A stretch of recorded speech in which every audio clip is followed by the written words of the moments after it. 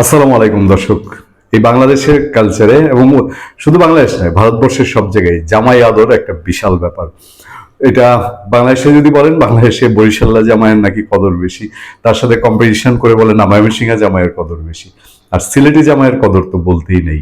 সেটা বাংলাদেশের একদম ইতিহাস, ঐতিহ্য, সংস্কৃতি সবকিছুর মধ্যে সিলেটি জামাই, সিলেটি দামান, দাম্মান।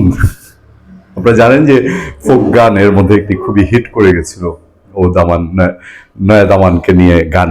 যাক, যে মানুষকে নিয়ে আজকের এই আলোচনা, তার ক্ষেত্রে সেই গান বাজনা নিয়ে না থাকি। সিলেটি দামান, সিলেটি জামাই, বাংলাদেশের বিএনপির চেয়ারম্যান জনাব তারেক রহমান দীর্ঘ প্রায় 25 বছর পর শ্বশুরবাড়িতে গেছেন এবং শ্বশুরবাড়িতে তিনি রাত্রি যাপন করবেন। এই খবরটি আরো সপ্তাহখানেক আগেই আমরা জানতাম। আজকে তিনি গিয়ে সিলেটে পৌঁছেছেন। আমরা তার সিলেটে পৌঁছার প্লেনের টিকিট দেখেছি। তার সাথে তার মহাসচিব মির্জা ফখরুল ইসলাম আলমগীর, তিনিও আছেন। পত্রপত্রিকাও রিপোর্ট করছে যে সিলেটি দাম্মান তারেক রহমানের বরণে শ্বশুর বাড়িতে রান্না হচ্ছে 40 ডেক আখনি। আপনারা জানেন যে সিলেটের আখনি খুব নাম করা, খুব সুস্বাদু, খুবই জনপ্রিয়। আখনি ছাড়া জামাই আপ্যায়ন একেবারেই হয় না। সারি বেঁধে চুলায় বড় বড় ডেগে রান্না হচ্ছে, নামানো হচ্ছে একটির পর একটি, একের পর এক সাজিয়ে রাখা হচ্ছে ডেকগুলো। রান্না হয়ে গেলে এগুলোর ঢাকনা খুলে নাড়াচাড়া করে দেখছিলেন বাবুর্চি। একদম খুব সুন্দর স্পট রিপোর্টিং বর্ণনা। বুধবার বিকেলে সিলেটের দক্ষিণ সুরমার সিলাম ইউনিয়নের বিরামপুর গ্রামের মিনিস্টার বাড়িতে দেখা গেছে এমন চিত্র। তারেক রহমান সিলেটে পৌঁছেছেন বিমান যোগে এবং তিনি রাত্রি যাপন করবেন এবং সেখানে তার দলীয় কোনো প্রোগ্রাম, দলীয় নেতাকর্মীদের কোনো সেখানে বলতে পারেন যে নো এন্ট্রি, নো অ্যাক্সেস। সেখানে তিনি শুধুমাত্র তার শ্বশুরালয়ের পরিবেশই থাকবেন বলে যতটুকু আমরা এর আগে জানতে পেরেছি। পরদিন তিনি ব্যাপক কর্মসূচি নিয়ে বাই রোডে ঢাকায় ফিরবেন। পথে ঘাটে কোথাও 10 মিনিট, কোথাও 20 মিনিট, কোথাও 30 মিনিটের প্রোগ্রাম আছে। ব্রাহ্মণবাড়িয়ায় তিনি দাঁড়াবেন, সেখানে অনুষ্ঠান করবেন। নরমের চৌরাস্তা যেটি, তিনি ভৈরবে 10 মিনিটের জন্য দাঁড়াবেন। এরকম নানান প্রস্তুতি চলছে। যাক, ওই বাড়ির বিএনপির চেয়ারম্যান তারেক রহমানের শ্বশুর বাড়ি। তারেক রহমানের শ্বশুর ছিলেন নৌবাহিনীর সাবেক প্রধান রিয়াল এডমিরাল মাহবুব আলী খান, জানেন আপনারা। পরে তিনি ডাক ও টেলিযোগাযোগ মন্ত্রীও ছিলেন। এজন্য বাড়িটিকে মিনিস্টার বাড়ি হিসেবে সবাই চেনেন। ইন্টারেস্টিং অবশ্যই, যেহেতু তারেক রহমান দেশে আছেন।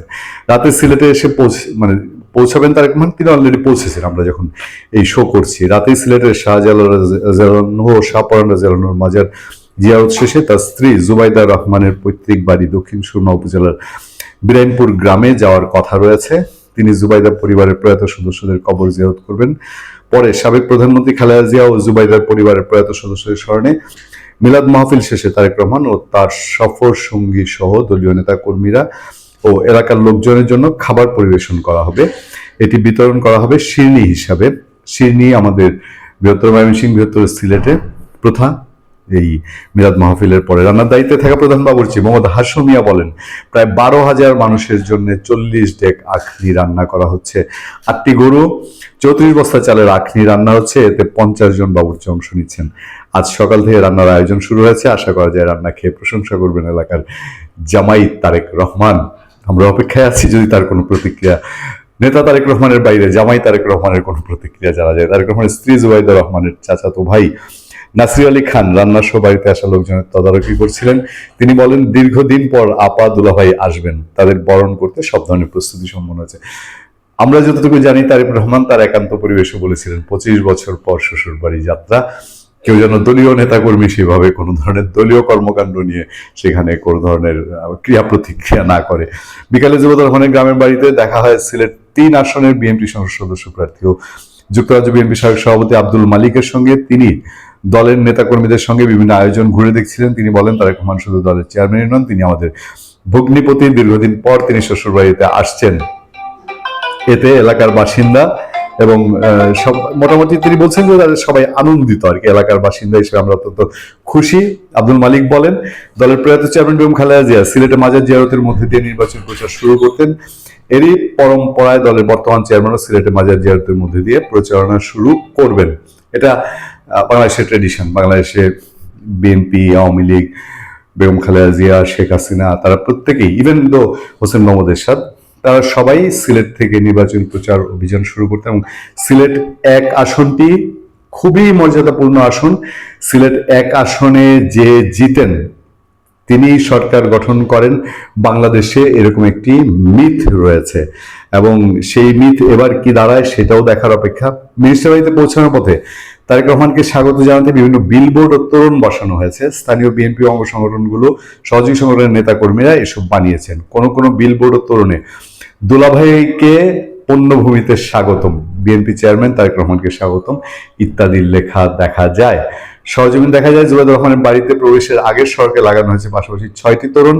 বাড়ির প্রবেশ ফটকের মুখে পরিবারের সদস্যদের সৌজন্যে লাগানো হয়েছে আরো একটি তোরণ।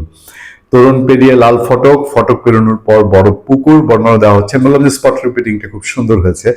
পুকুর পাড় ঘেঁষে যেতে হয় জুবাইদুর রহমানের বাড়ি। এর মধ্যে পুকুর পাড়ে প্রথমে একটি এবং ভেতরে আরো 2টি বাড়ি, 3টি বাড়ি ঘিরেই ক্লোজ সার্কিট ক্যামেরা লাগানো দেখা গেছে। নিরাপত্তার ব্যাপারে নিশ্চয়ই কোনো ছাড় দেওয়া হবে না। বালিগড় প্রবেশপথ আলোকিত করার জন্য লাগানো হয়েছে বাতি। বাড়িগুলোর মধ্যে পুকুর পাড়ের বাড়ির পাশে শামিয়ানা টাঙিয়ে বেশ কয়েকটি চেয়ার পেতে রাখা হয়েছে। বাড়ির পাশেই রান্নার আয়োজন চলছে। দর্শক, নিশ্চয়ই তারেক রহমানের এই বর্ণাঢ্য শ্বশুর বাড়ি ভ্রমণ আরো পত্রিকার পাতায়, টেলিভিশনে, মিডিয়ায় উঠে আসবে। ভালো থাকবেন, সুস্থ থাকবেন। আপনাদের সাথে আমি আতিক রহমান, পূর্ণিয়া।